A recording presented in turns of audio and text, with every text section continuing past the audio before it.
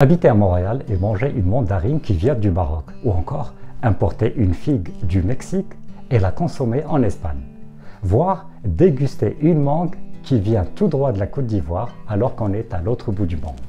Voilà autant de gestes qui font partie de notre quotidien, des actes que nous faisons de manière presque automatique sans nous interroger sur leur impact réel.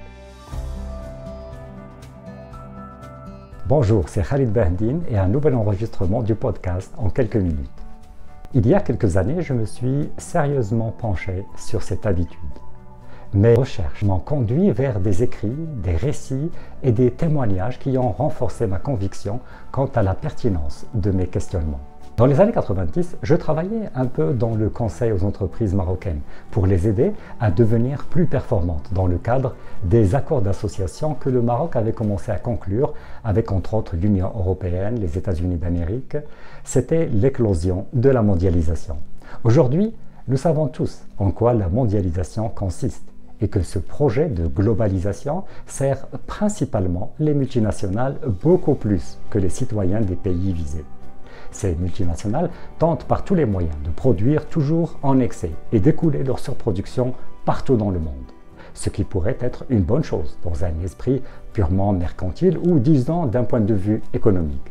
Si cela peut avoir un effet positif pour les produits manufacturiers qui restent encore à prouver, ce n'est certainement pas le cas pour les produits agricoles. Il y a plusieurs années, j'avais développé une petite théorie que je considérais et que je considère toujours comme importante et plus encore aujourd'hui comme pertinente et rationnelle. Ma théorie est la suivante. On ne doit pas manger ce qui est importé, mais seulement ce qui est produit localement. Et même si on se prive des fameuses mandarines du Maroc lorsqu'on est à Montréal, eh bien ça nous poussera peut-être à envisager un voyage au Maroc pour en manger et bien sûr en profiter pour découvrir ce beau pays. Lorsque nous consommons des produits importés, nous ne réalisons pas toujours les conséquences de nos choix. Derrière chaque fruit, chaque aliment, chaque légume se cachent des kilomètres parcourus, des émissions de carbone, des enjeux économiques et sociaux.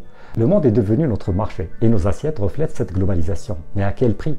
La mandarine du Maroc, douce et juteuse, nous transporte instantanément vers les souks animés de Marrakech. Pourtant, son voyage jusqu'à Montréal a laissé une empreinte écologique. Les figues mexicaines sucrées et charnues ont traversé les frontières pour atterrir dans nos assiettes espagnoles.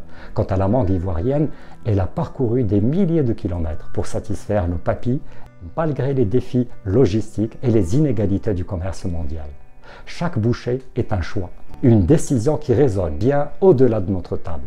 Alors peut-être est-il temps de nous interroger davantage sur nos habitudes alimentaires. Peut-être est-il temps de privilégier les produits locaux, de soutenir les petits producteurs et de réduire notre empreinte écologique. Je vous invite à réfléchir à ces gestes, apparemment anodins, à creuser sous la surface des saveurs exotiques et à considérer l'impact de nos choix sur le monde qui nous entoure. Car chaque mandarine, chaque figue, chaque mangue raconte une histoire et c'est à nous d'en écrire la suite. Merci de m'avoir écouté.